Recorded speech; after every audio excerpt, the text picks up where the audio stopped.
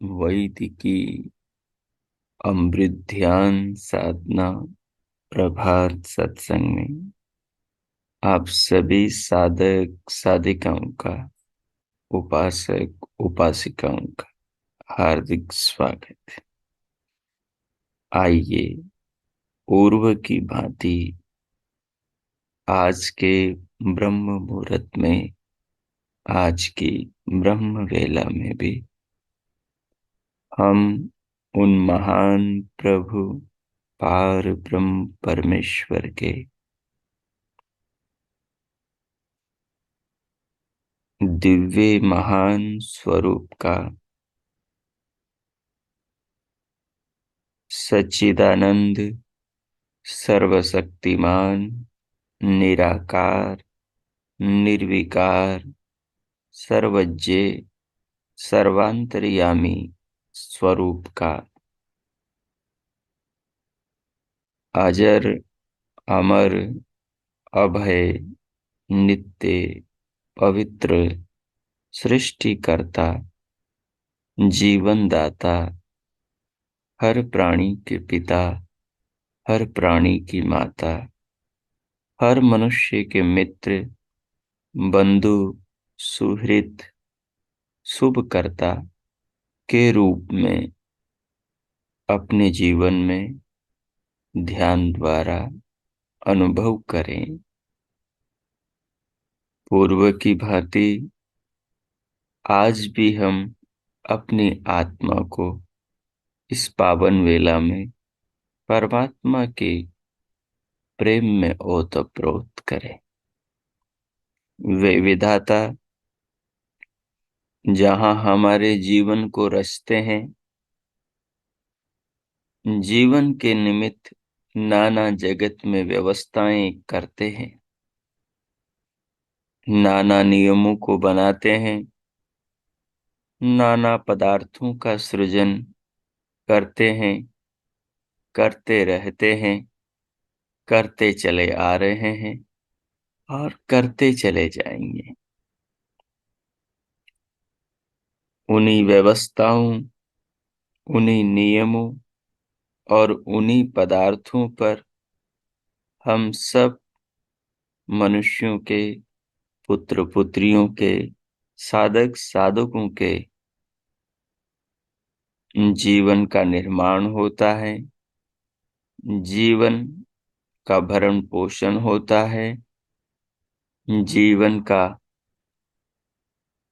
हम अनुभव कर पाते हैं। जीवन के द्वारा हम जीवन में परमात्मा की सृष्टि को, परमात्मा के जगत को इस विशाल संसार और इस दिव्य शरीर को, इस दिव्य पिंड को और इस विशाल अखिल ब्रह्मांड को जान पाते हैं। इसके पीछे परमात्मा सच्चिदानंद प्रभु की दिव्य और महान अनंत शक्तियां काम कर रही हैं, जिन्हें हम विवेक के चक्षु से देख सकते हैं। बिना विवेक के चक्षु के उन दिव्य शक्तियों को कोई मनुष्य नहीं देख सकता। जैसे किसी राज्य में राजा के द्वारा न्याय प्रणाली को व्यवस्थित किया जाता है। अब उस राज्य में जो भी मनुष्य अपराध करेगा, बुरे काम करेगा, उसके ऊपर राजा की दृष्टि बनी रहेगी। उस मनुष्य को तो हो सकता है राजा दिखाई न दे, लेकिन राजा मनुष्य को हमेशा देखता रहेगा। अपने गुप्तचर विभाग के द्वारा, अपनी न्याय प्रणाली के द्वारा हर व्यक्ति की, राजा का जो सिस्टम है, राजा की जो न्याय व्यवस्था है, उसमें जानकारी रहेगी कि कौन आदमी क्या कर रहा है। ठीक इसी प्रकार हमारे ऊपर भी एक व्यवस्था काम कर रही है। उस व्यवस्था का जो व्यवस्थापक परमात्मा है, उन परमात्मा को हम सबका हर क्षण का पता है कि हम क्या कर रहे हैं। विश्वम शृणोति पश्यति, वे भगवान सारे विश्व को सुनते हैं और सारे विश्व को देखते हैं, और वे विधाता निराकार, सर्वज्ञ और सर्वव्यापक होने से हर कण को, मन की हर बात को, हृदय के हर भेद को जानते हैं। इसलिए उस न्यायकारी परम पिता से कोई मनुष्य नहीं बच सकता। अब जिस मनुष्य को इस भेद का पता है, जिस मनुष्य को उस विधाता की न्याय व्यवस्था का, जिस मनुष्य को समाज के उस सम्राट का, राष्ट्र के उस राजा का पता है कि किस प्रकार उसने अपनी न्याय व्यवस्था, किस प्रकार से उसने अपने गुप्तचर विभाग को, किस प्रकार से उसने अपने समाज पर नियंत्रण करने वाले तत्वों को सर्वत्र पहुंचा रखा है। जो आदमी न्याय के नियमों को जानता है, वो भूल कर भी उन नियमों का उल्लंघन नहीं करेगा। यदि नियमों का उल्लंघन करेगा तो उस मनुष्य को अवश्य ही दंड मिलेगा। अवश्य उस मनुष्य को कारावास, जेल होगा। यह अवश्य उस मनुष्य को कोई कठोर दंड दिया जाएगा या सामान्य दंड दिया जाएगा। उसे समाज की नजरों में गिराया जाएगा, ताकि वो दोबारा ऐसा कर्म न करे जिससे वो समाज की नजरों में पुनः गिरे। क्योंकि गिरने के बाद में आदमी उठने का प्रयास करता है। जिसे गिरने की अनुभूति होती है, एहसास होता है, वो पुनः नहीं गिरता जो बुद्धिमान होता है। लेकिन जो बुद्धिमान न हो, बार बार गिरें, अपराध करें, चोरी अत्याचार करें, दुराचार, व्यभिचार, भ्रष्टाचार करें, ऐसे व्यक्ति को पकड़ के फिर कारावास में डाल दिया जाता है। लंबे समय के लिए, जब तक उसकी बुद्धि ठिकाने न आ जाए, तब तक उसे दंड दिया जाता है। और जो थोड़े दंड से सुधर जाए, उसको फिर छोड़ दिया जाता है जीवन के निर्माण के लिए, पुनः अच्छी छवि बनाने और शांति से जीने के लिए। ऐसी ही व्यवस्था प्रभु की है। प्रभु का तो पूरा ब्रह्मांड ही नगर है। प्रभु की हर सौर परिवार की पृथ्वी उसका कार्यस्थल है। सब लोकांतरों में वो अंतर्यामी परमात्मा समस्त प्राणियों के हृदय की में बैठा सबका हालचाल प्रतिपल जान रहा है। इसलिए जो मनुष्य प्रभु के विधान के विज्ञान को जान लेता है जीवन में, वो फिर ये तत्व को जान जाता है कि जहां भी मैं जाऊं सृष्टि में, कितना भी छुप जाऊं मैं संसार में, कितना भी छुप कर अपराध करूं मैं, लेकिन परमात्मा की नजर में ही होऊंगा। वे प्रभु अगर हमारे जैसे शरीर वाले होते तो अवश्य ही हम उनसे दूर कहीं छिप जाते, बीच में दीवार ले आते, बीच के अंदर दूरी ले आते, हम उनके पीछे हो जाते या हम उनसे आगे चले जाते। लेकिन ऐसा कदापि नहीं है, क्योंकि वे तो विभु हैं, व्यापक हैं और निराकार और अत्यंत सूक्ष्म है, परमाणु से भी ज्यादा, आत्मा से भी ज्यादा। तो वो समस्त आत्मा और समस्त परमाणु में विराजमान है, तो उससे हम कभी दूर नहीं जा सकते। वो अंदर से अंदर और बाहर से बाहर है।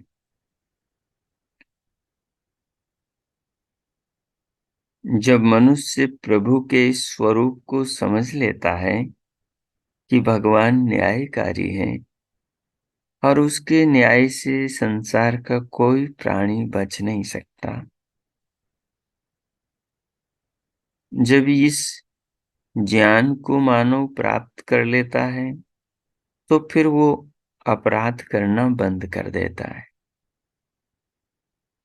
बाहर भी अपराध नहीं करता और भीतर भी अपराध नहीं करता। अपने मन में भी विचार बुरे नहीं करता और जीवन में कर्म भी बुरे नहीं करता। फिर उसका जुड़ाव दुनिया के स्वामी, समस्त शरीरों के निर्माता, समस्त बंधनों संबंधों के जन्मदाता भगवान से सीधा हो जाता है। जो मनुष्य सीधा भगवान से जुड़ा हो, जो उस भगवान के साथ अपनी आत्मा का पिता पुत्र का संबंध देखता हो, बंधु भाई का संबंध देखता हो, गुरु शिष्य का संबंध देखता हो, भाई बहन माता पिता पुत्र का संबंध देखता हो, गुरु आचार्य का, राजा प्रजा का संबंध देखता हो, उपास्य उपासक का, स्वामी भक्त का संबंध देखता हो, वो मानव फिर कैसे अपराध कर सकता है?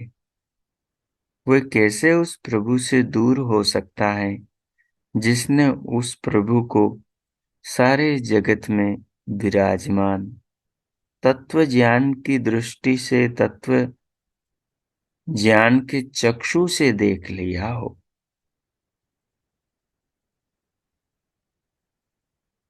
तो वे ही साधक उस प्रभु को जीवन में तत्व ज्ञान की दृष्टि से, ज्ञान के चक्षु से देख पाते हैं, जिनको उन भगवान का वेद ज्ञान जीवन में प्राप्त होता है।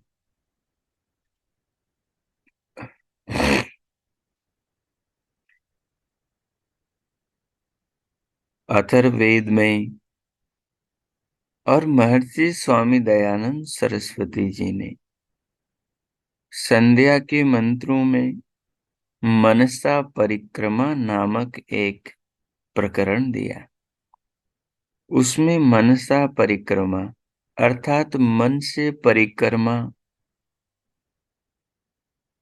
करके अपने सामाजिक जीवन को श्रेष्ठ बनाने, आंतरिक मानसिक जीवन को महान बनाने की योजना बताई।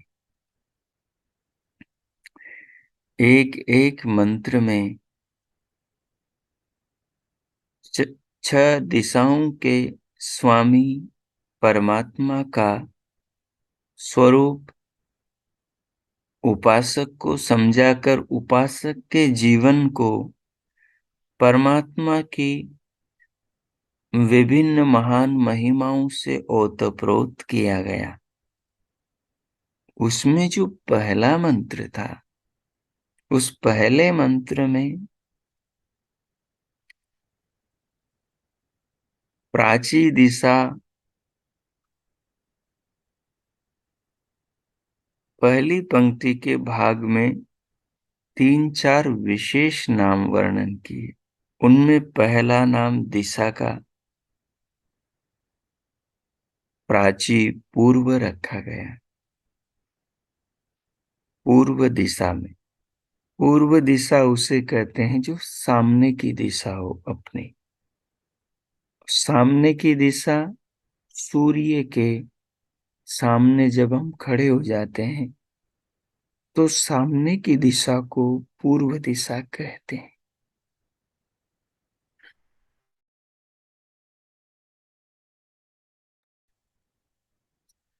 तो सामने की दिशा को पूर्व दिशा कहते हैं। उस पूर्व दिशा में हम क्या देखते हैं?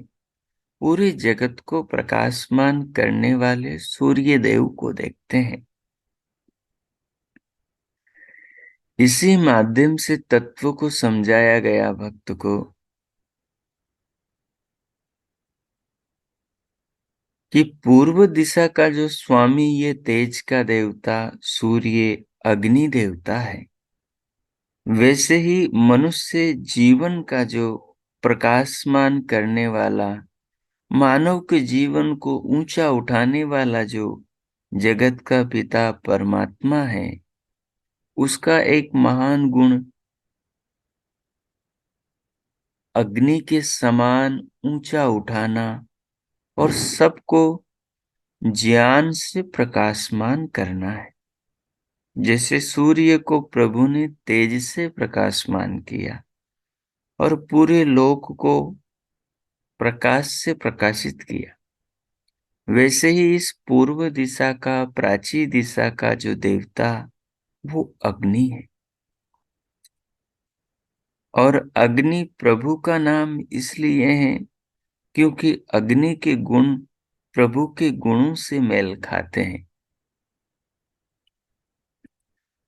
अग्नि सदैव ऊपर उठती है जलती हुई, और अग्नि जलती हुई प्रकाश फैलाती है, वस्तुओं को प्रकाशित करती है। वो जैसी हैं वैसी उन वस्तुओं को दिखा देती है। और अग्नि उसके अंदर आने वाली वस्तु को शुद्ध कर देती हैं, उसके मेल का, उसके दोषों का हरण कर लेती हैं। और अग्नि उस वस्तु को अगर ग्रहण करने योग्य हैं, भक्षण करने योग्य हैं, तो उसको ग्रहण करके उसकी गुणवत्ता को बढ़ा देती है। ये सारे गुण पूर्व दिशा में सूर्य और तेज के आलंबन से समझाए गए अग्नि स्वरूप परमात्मा में है। कि जैसे ये सूर्य देव सबको जीवन में ऊंचा उठने के लिए प्रकाश देता है, सबको रोशन करता है और उदय होता हुआ नीचे से ऊपर उठता है। उसी प्रकार मनुष्य उस अग्निदेव की उपासना करे। उपासना का अर्थ समीप बैठ जाना है। समीप बैठ जाने से अर्थात उसका अनुकरण करने से मनुष्य ऊंचा उठता है।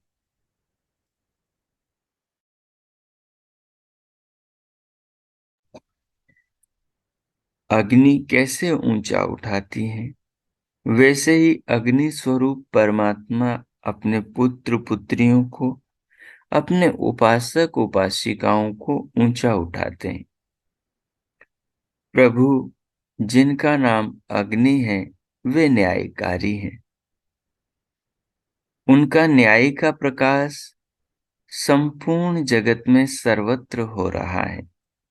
ये चांद सितारे, ये सूर्य, नदियां, ये सागर सरिताएं, ये उड़ते बादल, बरसते मेह, ये खिलते फूल, नाचती तितलियां, ये पी पहाते मयूर, और ये फलों से लदे वृक्ष, वनस्पति, औषधियां, मनुष्य के शरीर की रचना, नाना अंग प्रत्यंग, मानव की बुद्धि, उसके मस्तिष्क की संरचना, उसके देह का डिजाइन और उसके भीतर पदार्थों की अद्भुत कलाकृति, ये सब उस न्यायकारी देव की न्याय व्यवस्था के अनुरूप बने हुए हैं।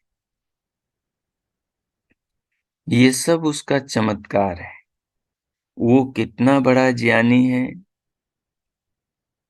और वो सब पदार्थों को अपने बस में हमें सौंप कर भी कैसे रखता है। जब हम उस न्यायकारी प्रभु, अग्नि स्वरूप प्रभु की साधना करेंगे, अर्थात उसके नियमों को जानेंगे, तो हम जीवन में ऊंचे उठेंगे। हम ऊंचे उठते चले जाएंगे। जब हम उस अग्नि स्वरूप परमात्मा की बनाए पदार्थों को अपने शरीर में देखेंगे, तो हमारा ज्ञान बढ़ेगा। हमारा ज्ञान बढ़ेगा। ज्ञान के चक्षु से उस परमात्मा का विज्ञान हमें समझ में आने लगेगा। ज्यों-ज्यों समझ में आने लगेगा, त्यों-त्यों अग्नि के समान हम भी जीवन में ऊंचे उठने लगेंगे, क्योंकि दंड से हर मनुष्य डरता है। पाप का परिणाम घोर पतन और दंड होता है। ये सारे पशु पक्षी जो ठंड में ठिठुरते और गर्मी के अंदर झुलसते हैं, ये बरसात में वर्षा के पानी से गलते और अति गर्मियों में उमस में ये घुटते हैं, ये सब इनके पापों का फल पा रहे हैं। जो जंगल में, पानी में, वृक्षों पर पैदा होते या जमीन में कीड़े मकोड़ों के शरीर पाते, इनके जीवन की बड़ी दुर्गति होती।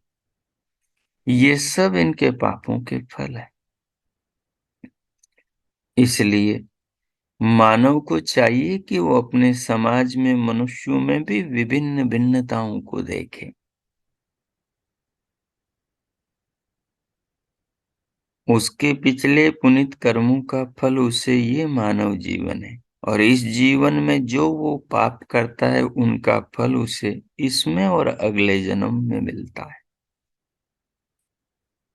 तो जो पाप करेगा मनुष्य, तो वो नीचे गिरेगा, वो अग्नि के समान ऊंचा नहीं उठेगा। वो समाज की नजर में गिरेगा, वो अपनी नजर में गिरेगा।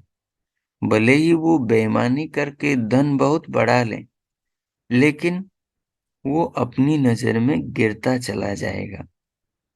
बेईमानी करके दूसरों की नजर में भी ऊपर नहीं उठेगा। हो सकता है दूसरे उसके भय के कारण उसको झूठा सम्मान दे दे, लेकिन उसको वास्तविक सम्मान तो उसकी अच्छाइयों के कारण ही मिल सकता है। और वो अच्छाइयां उसमें तब आएगी जब वो अग्नि के समान ऊंचा उठेगा। और अग्नि के समान मानव तब ऊंचा उठता है जब उसको भय हो, डर हो नीचे गिरने का, नीचे गिरने से मिलने वाले दुखों का।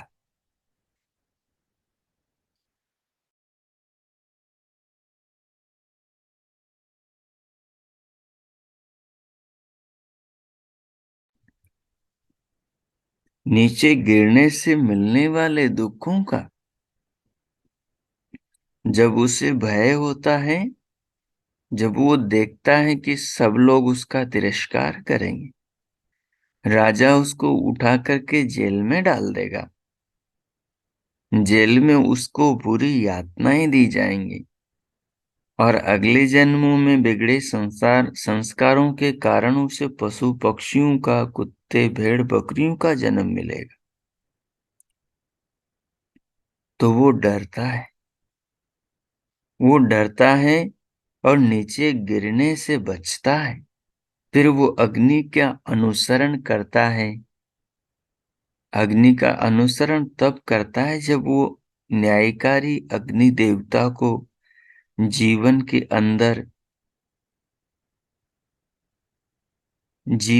अंदर सबके साथ न्याय करता हुआ देखता है। न्यायकारी देवता दिखाई नहीं देता आंखों से किसी को, वो बुद्धि की आंख से, वो ज्ञान चक्षु से नजर आता है। जो मनुष्य उस अग्नि देवता को, अग्नि नामक परमात्मा को, उसकी महिमा, उसकी व्यवस्था, उसकी रचनाओं से अपने जीवन में और जगत में ज्ञान के चक्षु से जान लेता है, वो फिर जीवन में ऊंचा उठना प्रारंभ कर देता है अग्नि की तरह। मानो अग्नि में फिर सोना जो मलिन था वो गिर गया और अग्नि उसे तपाकर कुंदन बना देगी। जो उस न्यायकारी प्रभु की शरण में चला गया, अर्थात सोना अग्नि में, मलिन सोना अग्नि में गिर गया। अगर शुद्ध सोना होगा तो और चमक को प्राप्त करेगा। जो इंसान बुरे कर्म नहीं करता, सच्चाई अच्छाई की राह पर चलता है, अगर वो अग्नि देवता को अपना अर्पण कर दे स्वयं के जीवन का, तो वो सच्चाई अच्छाई के साथ और ऊंचा उठता है। जैसे हमारे पूर्वज ऋषि मुनि अच्छे संस्कारों के साथ अच्छे माता पिता ऋषि मुनियों के घर जन्मे और जन्म लेकर अच्छाई का आलंबन करके प्रभु को जानकर और अच्छे बने। लेकिन जो मनुष्य बुराई की दलदल में फंसा है, वो भी अग्नि देवता को जान करके, जैसे मलिन सोना अग्नि में, अग्नि को धारण कर अग्नि में प्रवेश करके कुंदन बन जाता है, वैसे मलिन चित्त का व्यक्ति भी पापों से, संतापों से, बुरी भावनाओं से, नाना विकारों से, नाना दोषों से घिरा व्यक्ति भी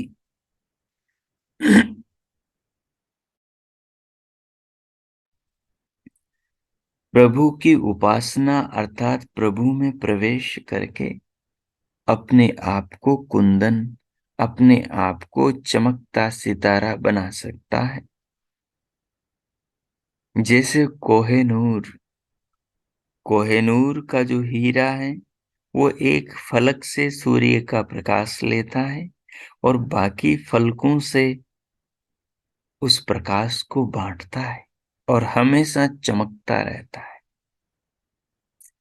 बस ये मनुष्य जो अग्नि देवता को जीवन में धारण करता है, तो ये उस परमात्मा की उपासना से ज्ञान को दिव्य दृष्टि के द्वारा जीवन में आदान करता है और उस ज्ञान को जीवन में सभी जीवन के आयामों में जीता हुआ सोने के कुंदन बनने के समान अग्नि के माध्यम से, प्रभु के माध्यम से जीवन में ऊंचा उठता है।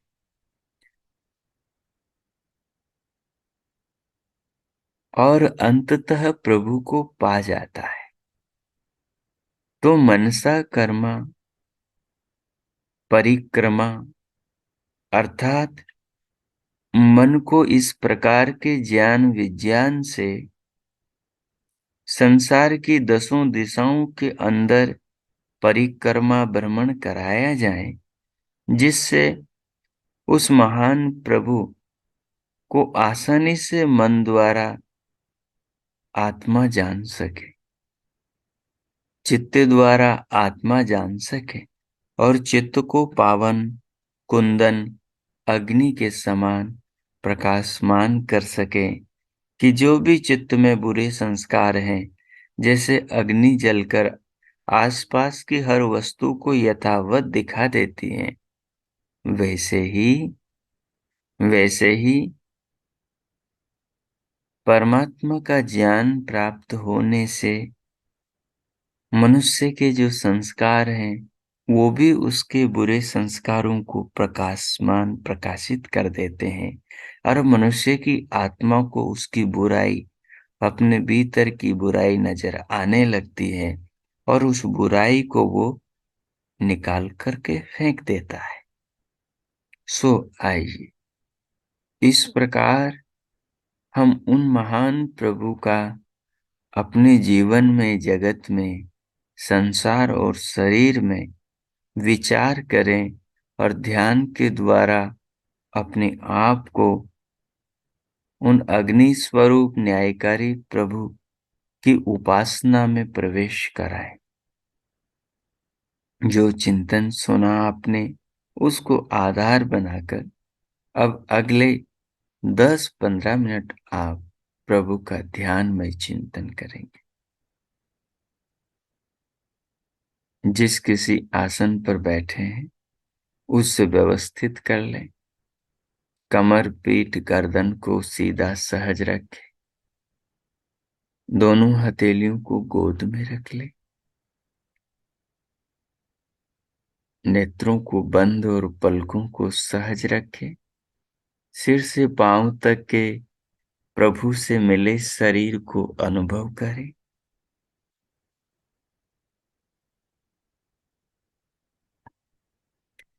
शरीर को अनुभव करते हुए अब बाहर से भीतर जीवन की ज्योत को सदैव प्रज्वलित रखने वाली प्राणवायु को अनुभव करें। जीवन पर्यंत जीवन दान देने वाली ये प्राण शक्ति परमात्मा का, उस अग्नि देवता का मानव को ऊंचा उठाने के लिए एक सहयोग है कि उसके इस प्रेम को मनुष्य जीवन में धारण करे और जीवन में ऊंचा उठे। ये प्राणवायु हमें जीवन देती है और परमात्मा हमें ज्ञान देता है। तो इस जीवन को ज्ञान के द्वारा हम ऊंचा उठाए, तो धीरे धीरे प्राणों को भीतर अनुभूति के साथ लें, भावना के साथ लें। पूरे शरीर को, सिर से पांव तक के अंग प्रत्यंगों को भीतर बाहर से अनुभव करें।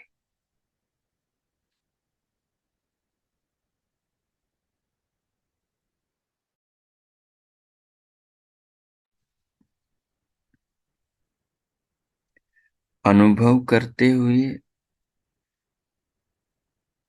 फिर देह के भीतर दोनों कानों के आकाश में ध्यान ले जाकर दिव्य नाद को सुने।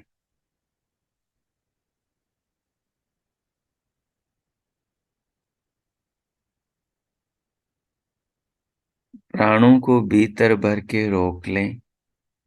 दिव्य नाद को सुनते हुए भ्रुकुटी और ब्रह्मरंध्र में दिव्य प्रकाश को देखें।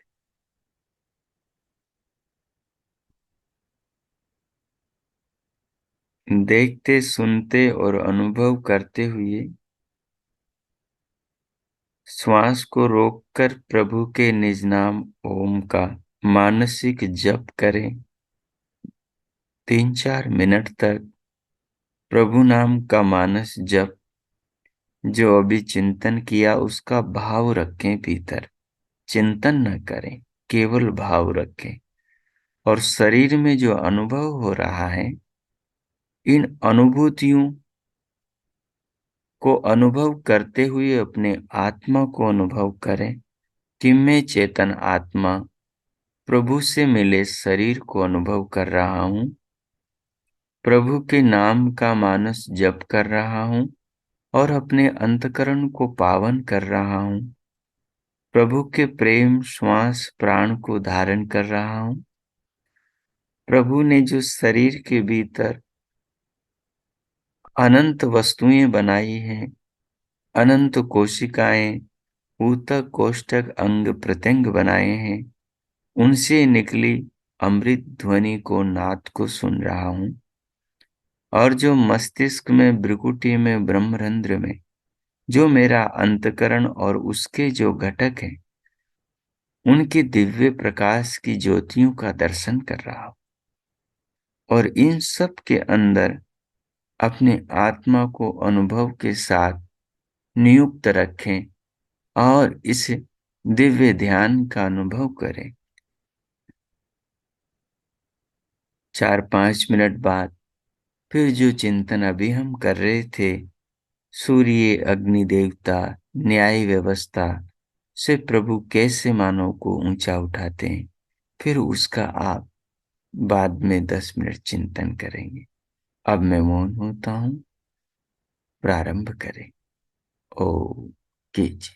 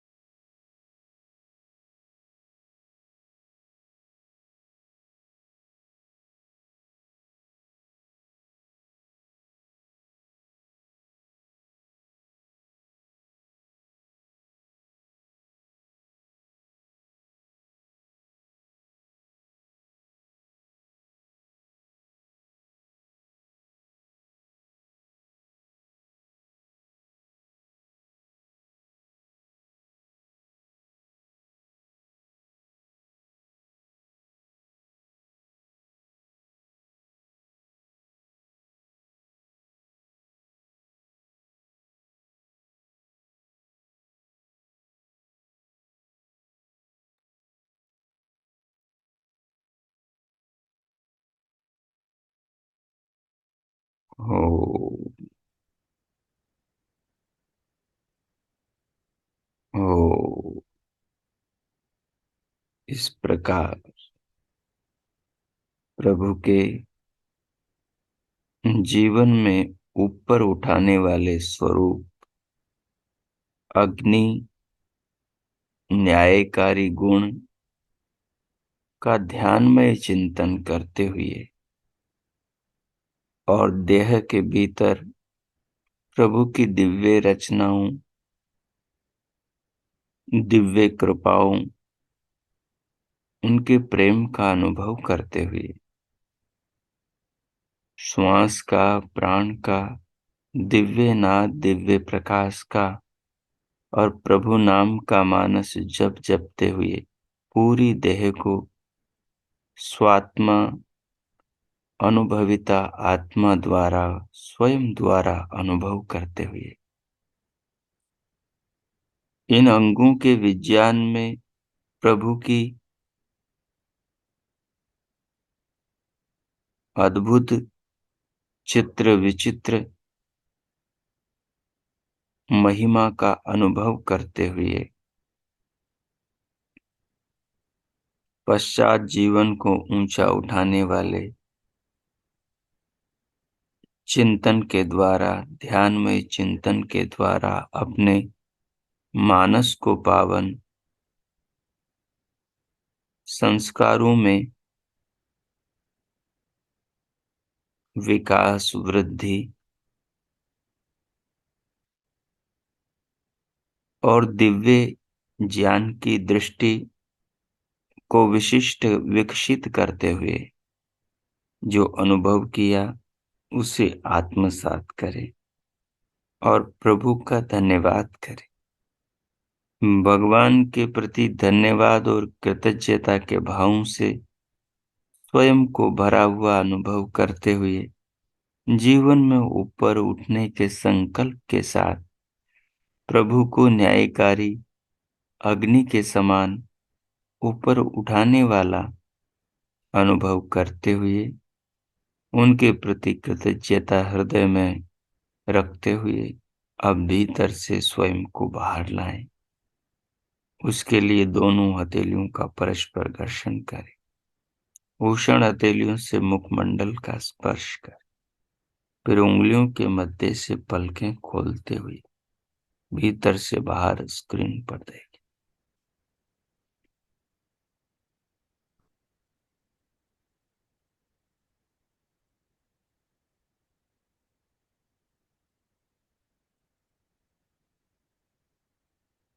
हो, साधक महानुभाव,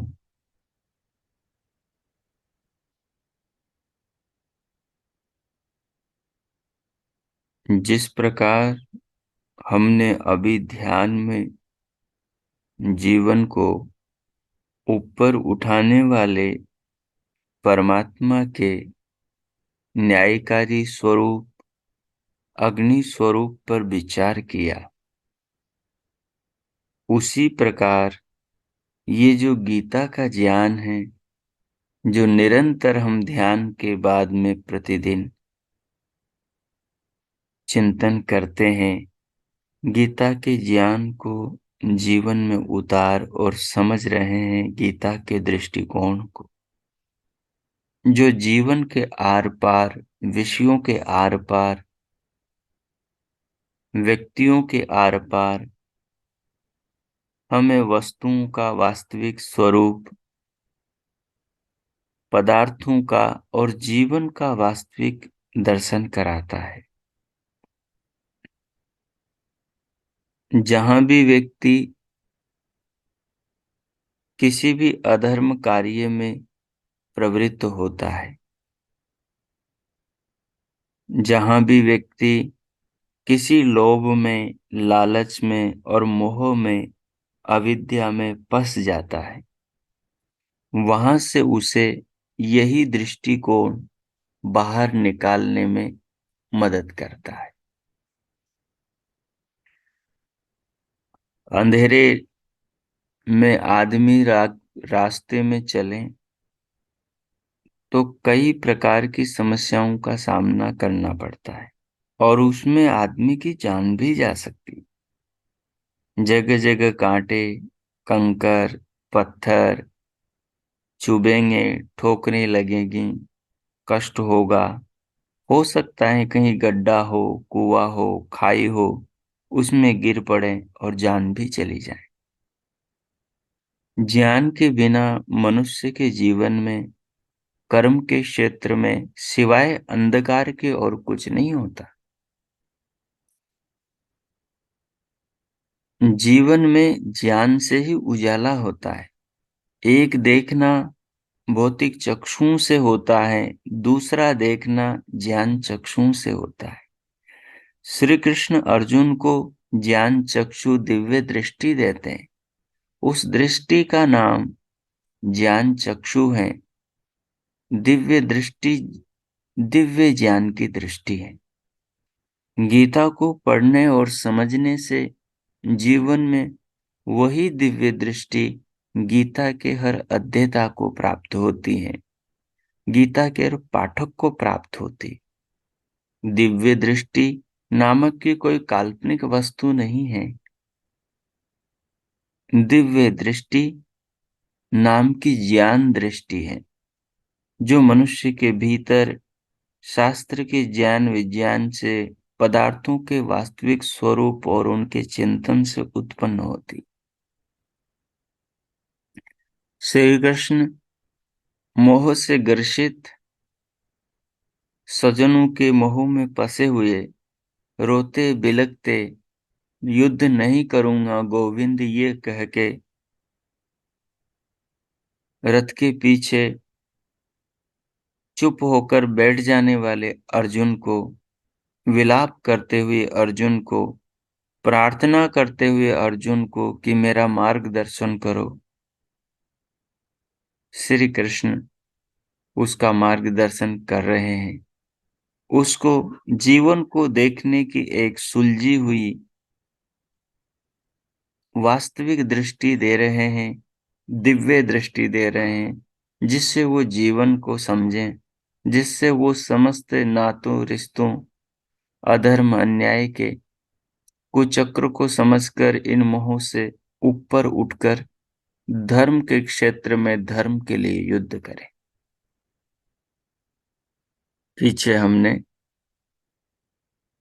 12वां श्लोक द्वितीय अध्याय का पढ़ा था। आज हम उसके विस्तृत अर्थ को और भाव को समझेंगे। न तु एव अहम जातु नासं न त्वं नेमे जनाधिपाः न चैव न भविष्यामः सर्वे वयमतः परम्।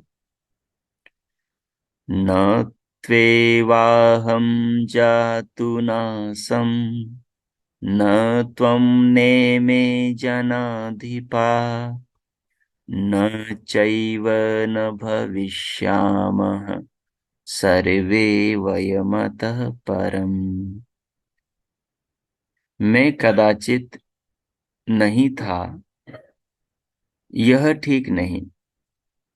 श्री कृष्ण कह रहे हैं कि मैं कदाचित नहीं था, ऐसा सोचना ठीक नहीं। और इमे जनाधिपा, और ये राजा लोग कभी नहीं थे, न थे, यह सोचना भी ठीक नहीं। सर्वे वयम, हम सब लोग, अतः परम, इसके अनंतर, न भविष्याम, नहीं होंगे, यह सोचना भी ठीक नहीं है। ये है शरीर के, भौतिक शरीर के जन्म और मृत्यु के पार दिखाने वाली गीता की दृष्टि। ये दृष्टि अर्जुन के मोह को तोड़ने का काम करेंगी।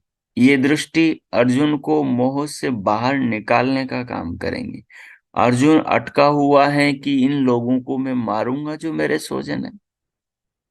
कृष्ण कह रहे हैं कि आदमी अपकीर्ति से मरता है, आदमी पाप से मरता है, और आदमी का मरना शरीर का उससे अलग हो जाना नहीं है। शरीर का मरना चेतना का नाश नहीं है। इसी और अर्जुन को खींच के ला रहे हैं। उसके दिमाग को जो मोह के जाल में फंस गया है, उसको मोह के अंधकार से ज्ञान के उजाले में लाने का प्रयास कर रहे हैं। और कहते हैं, इस श्लोक में श्री कृष्ण जी ने जीवात्माओं का नित्यत्व सिद्ध करते हुए यह स्पष्ट कर दिया कि जीवात्मा परस्पर भिन्न है।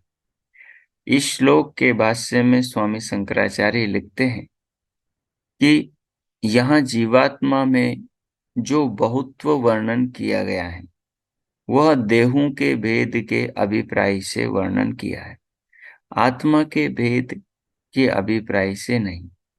अर्थात आचार्य शंकर आत्मा को एक ही मानते। वो सब आत्माओं को परमात्मा का अंश मानते हैं। परमात्मा और आत्मा में विशेष अंतर नहीं। ज्ञात होता है कि यहाँ यह लेख अद्वैतवाद को लेश मात्र भी न देखकर लिखा गया है। इस लेख में अद्वैतवादी स्वामी के मत में अभ्युपगम विरोध भी आता है। वह यह इस प्रकार की वेदांत के अंश अधिकरण में स्वामी ने जीवात्मा को नाना माना है और प्रयोजन वत अधिकरण में भी इसी प्रकार जीवात्माओं का भेद माना है, क्योंकि इससे बिना उक्त अधिक अधिकरणों में पुण्य पाप की शरीरों में पुण्य पाप की व्यवस्था नहीं बन सकती, और यहाँ उसके विरुद्ध जीवात्माओं को एक मान लिया गया है। एवं पूर्वोत्तर विरोध और अभ्युपगम तत्काल का विरोध सीधा है। ननु अविद्या उपाधि से जीवात्मा में नानात्व है और वास्तव में एकत्व है। फिर इसमें क्या दोष है? ये आचार्य शंकर का मत है, समझने लायक है। आत्मा को लेकर जो समाज में जो मान्यता है, वो अद्वैत की मान्यता है लगभग। आर्य समाज को छोड़ दीजिए, वैदिक दृष्टि से सोचने वाला आर्य समाज है। आर्य समाज को छोड़ देंगे तो बाकी जितना पौराणिक समाज है, वो सब आत्मा सो परमात्मा, आत्मा परमात्मा का अंश है, आत्मा परमात्मा हो जाता है जब ज्ञान हो जाता है, जब मुक्ति हो जाती है, आत्मा परमात्मा में लीन हो जाता है, आत्मा परमात्मा ही हो जाता है। ऐसे विचार अद्वैतवाद के हैं। तो उन्हीं का खंडन करते हुए, उनका दोष दिखाते हुए कह रहे हैं कि ननु अच्छा, अविद्या उपाधि से जीवात्मा में नानात्व है। अविद्या की उपाधि से जीवात्मा में नानात्व है, यानी भिन्नता है। अविद्या के होने से आत्माएं अपने आप को अलग अलग समझती हैं, वास्तव में आत्माएं सब एक हैं। फिर इसमें क्या दोष है? ये आचार्य शंकर के पक्ष से प्रश्न बनाया है, उत्तर दे रहे हैं। प्रथम तो उक्त श्लोकों में अविद्या रूप उपाधि का वर्णन ही नहीं आया। ऊपर जो श्लोक पढ़ा है, आगे जो श्लोक पढ़ेंगे, इनमें अविद्या का कहीं पर वर्णन नहीं, अविद्या का उपाधि के रूप में वर्णन नहीं। और दूसरी बात यह है कि असोच्यान अन्वशोचस्त्वम, इस तत्व उपदेश के प्रकरण में इस मिथ्या उपदेश का क्या प्रकरण था? यहाँ आत्मा का नित्यत्व अभिप्रेत था, न कि मिथ्यात्व।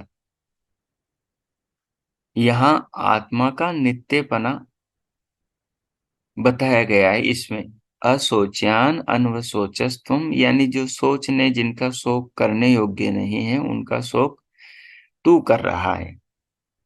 जिस आत्मा का नाश ही नहीं होता, उसके लिए रोना किस लिए? युक्ति यह है कि यदि मिथ्यात्व ही अभिप्रेत होता तो आत्मा के नित्यत्व को मिथ्या क्यों न माना जाता? अगर कृष्ण को आत्मा का मिथ्या नाशवान प्रतीत होता, नाशवान मान्यता होती, तो फिर आत्मा को वो नित्य क्यों सिद्ध करते? तो इससे सिद्ध होता है कि आत्मा अनित्य नहीं, आत्मा नित्य है। और आचार्य शंकर की मान्यता गलत है, क्योंकि उसका भी इस श्लोक में उपदेश है। इत्यादि तर्कों से स्पष्ट है कि इस श्लोक में कृष्ण जी ने परमार्थ भूत, परमार्थ यानी वस्तु के वास्तविक स्वरूप, जीवों के भेद का उपदेश किया है, मिथ्याभूत भेद का नहीं। मिथ्याभूत यानी विनाशशील हो जीवात्मा, ऐसा उपदेश नहीं किया शरीरों के जैसे। यह भेद औपनिषद है, यानी ये जो भेद है वो उपनिषद में भी बताया गया है, जिसको गीता में ग्रंथन किया है। यानी गीता में जिसको लिखा गया है, ये भेद आया मूल उपनिषद से है। जैसा कि नित्यो नित्यानाम चेतनस चेतनानाम एको बहुनाम यो विदधाति कामान। जो नित्यों में नित्य, चेतनों में चेतन और एक ही बहुतों की कामनाओं को सिद्ध करता है। ये जो श्लोक है, इस श्लोक को न समझकर रामानुज व आचार्य शंकर आदि लोगों ने इस श्लोक की दृष्टि से गीता के इस श्लोक को देखा है, असोच्यान व सोचस तुमको, और इस श्लोक को यहाँ पर फिट बैठा दिया है और पूरी तोड़ मरोड़ कर दी है। क्योंकि इस श्लोक में नित्यो नित्यानाम, जो परमात्मा एक नित्य है, वो नित्यानाम अन्य नित्य आत्माओं में, चेतनस चेतना नाम, जो चेतन आत्माएं हैं, उन चेतन आत्माओं में, बहु नाम यो विददाति, बहुत सारे जो नाम वाले पदार्थ हैं, उनमें वो परमात्मा है।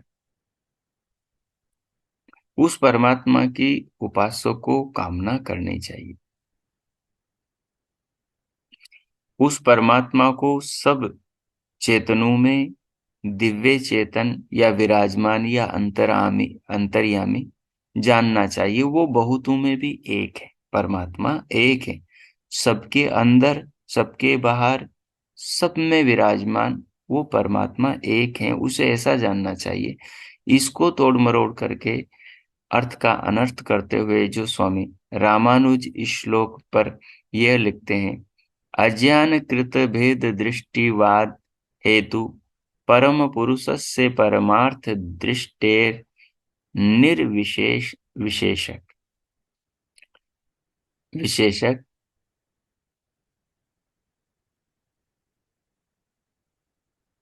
दस्त नित्य चैतन्यात्म चैतन्यात्म मये अथ आत्मे साक्षात्कारात् निवृत्त अज्ञान अज्ञान तत्कार्यतया अज्ञान कृत भेद दर्शनम तत्मूल उपदेशादि व्यवहाराश्च न संगच्छन्ते। यदि श्लोक में अज्ञानकृत भेद इष्ट होता तो कूटस्थ नित्य आत्मा के बोधन करने के लिए यह उपदेश न दिया जाता। अधिक क्या कहें। न ही अनुमंतः को अपि मणि कृपाण दर्पणादि सु प्रतीयमानेषु स्वात्म प्रतिबिंबेषु तेषां स्वात्मनो अन्यत्वं जानन्तेभ्यः कर्मण्यर्थ उपदिश्यते। अनुमंत अर्थात उन्मत्त से बिना कोई भी ऐसा नहीं कह सकता जो मणि कृपणादिकों में प्रतिबिंबित पुरुष है, उसको उपदेश करना प्रारंभ कर दे। एवं कृष्ण जी ने उक्त श्लोक में कल्पित अर्जुन आदि को उपदेश नहीं किया, किंतु तात्विक अर्जुन आदि को तात्विक उपदेश किया है। यानी जो लोग ऐसे मानते हैं कि ये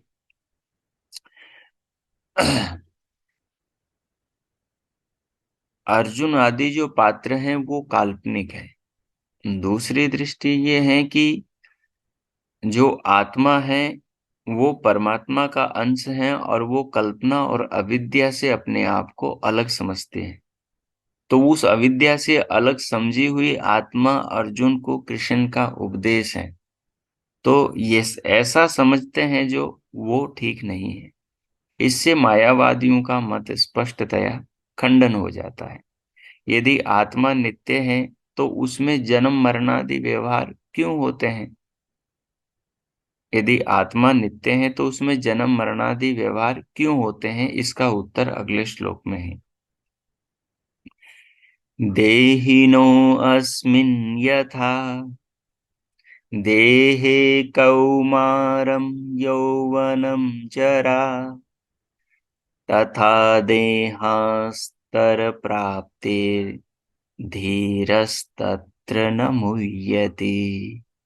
करे हैं देहिनः अस्मिन् यथा देहे कौमारं यौवनं जरा तथा देहांतर प्राप्ति धीर तत्र न मुह्यते। देहिनः देह वाला जो जीवात्मा, उसको देहांतरों की प्राप्ति इस प्रकार होती है तथा जिस प्रकार अस्मिन देहे इस शरीर में कौमारम बाल्य अवस्था, यौवनम युवा अवस्था, वृद्ध जरा वृद्धावस्था होती है। जिस प्रकार देह वाला जीवात्मा, शरीर में रहने वाला जीवात्मा शरीर में एक अवस्था से दूसरी अवस्था को अनुभव करता है। अपने शरीर में एक अवस्था देखता है बचपन, उसके बाद में दूसरी अवस्था यौवन देखता है और तीसरी अवस्था वृद्ध अवस्था बुढ़ापा देखता है। तो एक ही जीवात्मा न बदलने वाला अपने शरीर में तीन अवस्थाओं को देख रहा है। इसी प्रकार से एक शरीर से दूसरे शरीर में आत्मा जाता है, शरीर बदलते हैं जैसे अवस्थाएं बदल रही। आत्मा जैसे अवस्थाओं के बदलने पर भी नहीं बदल रहा, वैसे ही शरीरों के बदलने पर भी नहीं बदलता। आत्मा वही रहता है, जैसे देह की अवस्थाएं बदली वैसे शरीर बदलते हैं। ये यहाँ पर संदेश है। धीर पुरुष तत्र वहां न मुह्यति, मोह को प्राप्त नहीं होता।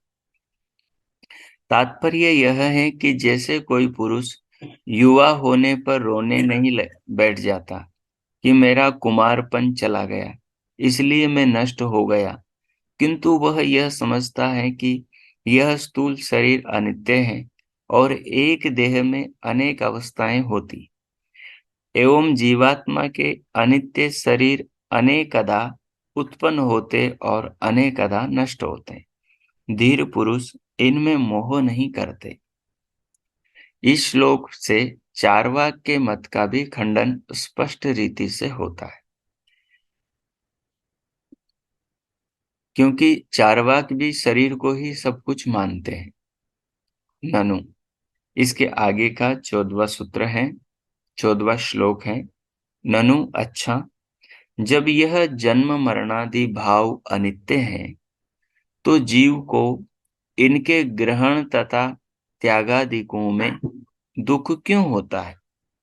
जब ये जन्म लेना, मरना और ये बचपन, जवानी, बुढ़ापा, ये सब अनित्य है, परिवर्तनशील है, तो जीव को इनके ग्रहण करने, शरीर आदि के ग्रहण करने तथा त्यागादि में तथा इनको त्यागने में दुख क्यों होता है? एक अवस्था को प्राप्त करके उसको छोड़ने में दुख क्यों होता है जीव को? उसके लिए कहते हैं कि ये दुख हमें जो शरीर में अनुभव होता है, ये क्यों होता है? जैसे ही बचपन में सब बच्चे खूब खुश होते हैं क्योंकि उन्हें दुनियादारी की कोई चिंता नहीं होती, लेकिन जैसे जैसे जैसे ही बड़े होते हैं, जैसे जैसे ही आसपास का पता लगता है, जैसे ही स्कूल कॉलेज में पढ़ने जाते हैं, जैसे ही जिम्मेदारियों का बोझ सिर पे आता है, जैसे ही अपेक्षा उपेक्षा में फंसते हैं समाज के अंदर, तो नाना प्रकार के दुख होते हैं। आसपास से लोगों से होते हैं, प्राकृतिक दुख होते हैं, सर्दी गर्मी बरसात के दुख होते हैं। तो ये सब क्यों? तो कह रहे हैं, मात्रा स्पर्शास्तु कौन्तेय शीतोष्ण सुख दुःखदा आगमापायिनो नित्यास्तास्तितिक्षस्व भारत। श्री कृष्ण कहते हैं, हे अर्जुन, मात्रा स्पर्शाः तु कौन्तेय शीतोष्ण सुख दुःखदाः आगमापायिनः अनित्याः तान् तितिक्षस्व भारत। हे कौन्तेय, कुंती पुत्र अर्जुन, मात्रा स्पर्शाः, इंद्रियों के संबंध, मात्रा स्पर्शाः, इंद्रियों के संबंध, शीतोष्ण सुख दुःखदाः, शीत उष्ण तथा सुख दुख देने वाले हैं। जो इंद्रियों के संबंध हैं विषयों से, मात्रा स्पर्शा जो इंद्रियों के संबंध विषयों से हैं, तो ये इंद्रियों के विषयों के साथ जो संबंध हैं, ये संबंध ही सुख दुख देने वाले हैं। जो विषय इंद्रिय के अनुकूल हुआ वो विषय इंद्रिय को सुख देने वाला है, जो विषय इंद्रिय के प्रतिकूल हुआ वो विषय इंद्रिय को सुख दुख देने वाला है। सर्दी में गर्म पानी इंद्रिय को सुख देने वाला है, और सर्दी में कड़ा ठंडा पानी इंद्रियों को सुख देने वाला है। लेकिन बहुत सारी गरम गरम चीजें खा रहे हैं आप, तो बाद में अचानक ठंडा पानी पीने का मन करता है। जब मुंह गर्म हो, दांत गर्म हो, जीभ गर्म हो, मसूड़े गर्म हो, थोड़ी मुंह के अंदर जलन भी लग रही हो, तो फिर ठंडा पानी सुख देता है। तो करें, इंद्रियों को जो विषयों के स्पर्श हैं वो अनुकूल होने पर तो शांत करते सुख देते हैं, और प्रतिकूल होने पर दुख देते हैं। आगमा पायिनः, आने जाने वाले हैं। कौन? ये इंद्रियों के विषयों से प्राप्त सुख और दुख।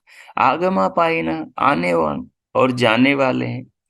अभी नहाए, थोड़ी देर ठंड रहेगी नहाते समय, उसके बाद में फिर सहज ठंड भाग जाएगी।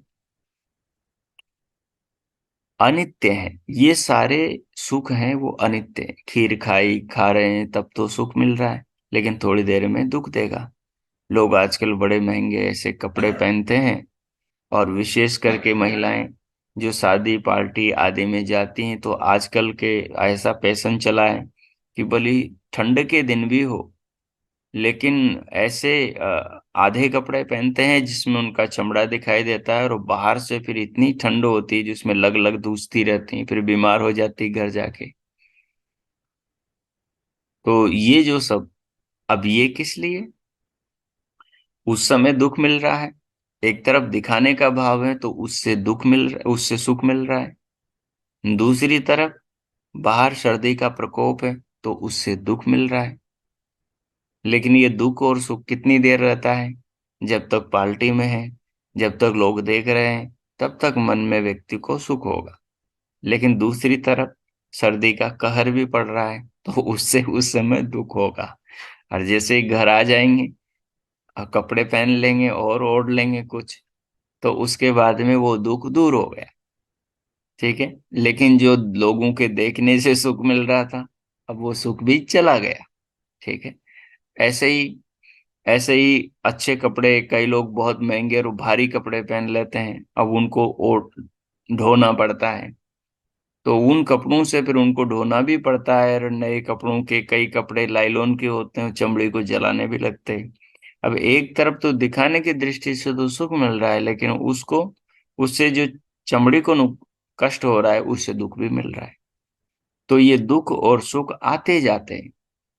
आगमा पाइन, आने जाने वाले सुख दुख। एक व्यक्ति से मिले, थोड़ी देर तो सुख हो रहा है, लेकिन वो व्यक्ति छोड़ ही नहीं रहा, बातों में ही उलझाए हुए हैं, बोले जा रहा है, बोले जा रहा है। कब तक सुनोगे? पक जाएंगे कान। तो फिर उसी व्यक्ति से दुख मिलने लगता है। विवाह हुआ नहीं है, दोनों ही अभी मिले नहीं हैं, तो दोनों को एक दूसरे से मिलने का सुख है, आकर्षण है। जब मिल लिए, एक छत के नीचे रात दिन रहने लगे हैं, गुण दोष नजर आने लगे हैं, अब दुख है। घूमने के लिए गए हैं, पिकनिक मनाने के लिए गए हैं, प्राकृतिक छवियों को देखने के लिए गए हैं, बड़ा सुख मन में है, लेकिन वहां गए और वहां बर्फबारी हो रही है। अब दुख आ गया। गाड़ी में जाकर बैठ गए हैं, शीशे बंद कर लें, अब सुख आ गया। आगे खाई आ गई, आगे बादल आ गए, कहीं से कोई पहाड़ खिसक गया, अब दुख आ गया। तो जीवन में दुख और सुख तो नित्य आना और जाना इनका लगा ही रहता है। आना और जाना लगा ही रहता है। कल तक सबके साथ में अर्जुन रहता था, उनके साथ खेलता कूदता बड़ा हुआ पढ़ता था, तब तक सुख था। अब आज राजपाट को लेकर दुख आ गया। तो ये दुख और सुख आते और जाते रहते हैं। तो इनमें बुद्धिमान व्यक्ति मोहित नहीं होता, मोहग्रस्त नहीं होता। इस तत्व को समझा रहे हैं। इसलिए अनित्या अनित्य है, तान उनको है भारत तितिक्षस्व, तितिक्षा से सहन कर, यानी उनको बुद्धि पूर्वक विवेक पूर्वक सहन कर।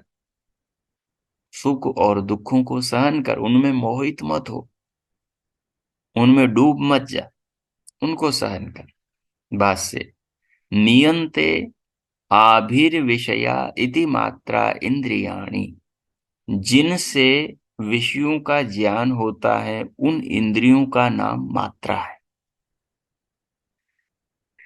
जिनसे विषयों का ज्ञान होता है उन इंद्रियों को मात्रा कहते हैं। इस श्लोक में अनित्य शब्द आया है। इसके अर्थ सदा एक रस रहने वाली वस्तु के नहीं, किंतु नियत समय तक रहने वाली वस्तु के। यहाँ जो नित्य शब्द अनित्य शब्द आया है, ये अनित्य शब्द आया है जिसके अर्थ सदा एक रस रहने वाली वस्तु के नहीं। अनित्य का अर्थ है किंतु नियत समय तक रहने वाली वस्तु के। अनित्य कौन है? जो कुछ समय तक रहने वाली वस्तु है। जैसे दूध थोड़ी देर रहेगा, उसके बाद में फट जाएगा। जैसे मौसम थोड़े समय रहेगा, उसके बाद में चला जाएगा। जैसे फूल की सुगंध थोड़ी देर रहेगी, एक दिन रहेगी, फिर चली जाएगी। वैसे जवानी कुछ साल रहेगी, फिर चली जाएगी। बुढ़ापा कुछ साल रहेगा, उसके बाद में राम नाम सत्य होगा और उसके बाद में आत्मा दूसरे शरीर में जाएगी। तो थोड़े टाइम के लिए जो ठहरने वाली जो स्थितियां हैं, उनको अनित्य यहाँ पर कहा है। जैसे कुमार अवस्था थोड़ी ठहरती है, यौवन थोड़ा ठहरता है, बुढ़ापा भी ठहरता है, लेकिन रहता नहीं। इससे स्पष्ट सिद्ध है कि गीता मिथ्यार्थ को प्रतिपादन नहीं करती। यानी गीता मिथ्यार्थ को, भ्रांतियों को, जो चीज जैसी नहीं है उस चीज के बारे में वैसा ही बोलती, किंतु शरीर आदि मोह रूप पदार्थों को अनित्य सिद्ध करती है। जब विद्वान की इन पदार्थों में अनित्य बुद्धि होती है तो वह शीतो उष्णादि सहारने में कष्ट नहीं मानता। शीतो उष्णादि जो प्राप्त होते हैं, दुख सुख प्राकृतिक, उनमें दुखी नहीं होता ही जब उसकी बुद्धि अनित्य, मतलब अनित्य पदार्थों में ऐसी बन जाती है कि ये पदार्थ तो अनित्य है, इनसे मिलने वाला सुख आएगा और जाएगा। हम नहीं कहते व्यवहार के अंदर घबराओ नहीं, ये दुख तो 2 दिन के हैं, ये सर्दी का मौसम तो 2 दिन का है, ये बादल तो 4 दिन रहने वाले हैं, उसके बाद में वापस धूप आएगी। वही बात है यहाँ पर। इसी भाव को इस अभिप्राय से श्लोक में वर्णन किया है। तो 15वां श्लोक आगे हम पढ़ेंगे। आज इतना ही रखेंगे। अब 2 मिनट इस विषय को, जो आपने सुना, उसको आत्मसात करें, प्रभु का धन्यवाद करें, महापुरुषों के प्रति अपने मन में सद्भावनाएं जगाएं, और फिर हम शांति पाठ करेंगे। 2 मिनट मौन हो तो ओम कीजिए।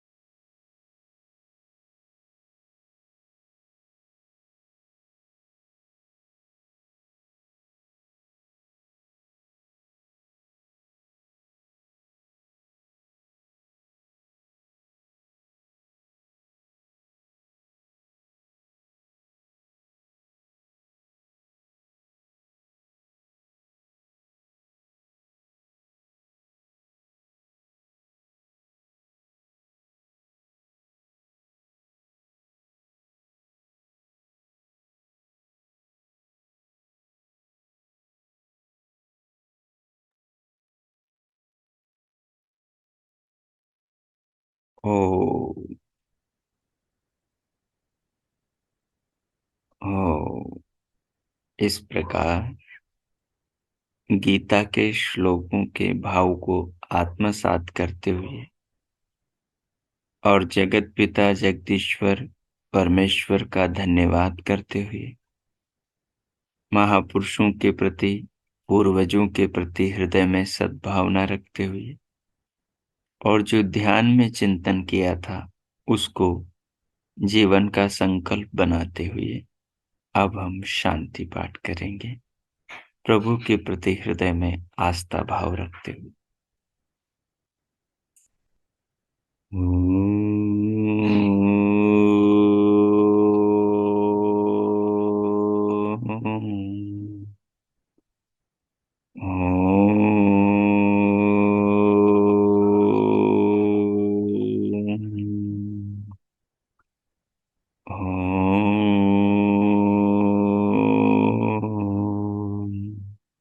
शांति शांति शांति ओम। ओम। आज का आप सबका दिन शुभ हो, मंगलमय हो। प्रभु सबका मंगल करे। सबके लिए बहुत बहुत मंगल कामनाएं, शुभकामनाएं। इति ओम। स्वयं को सहज कर लें। दोनों हथेलियों का घर्षण करें, मुखमंडल का स्पर्श करें। उंगलियों के मध्य से पलकें खोलें और भीतर से बाहर आएं। अब आज के विषय से संबंधित किन्हीं का कोई प्रश्न हो तो पूछ सकते हैं। उनका स्वागत है। ओ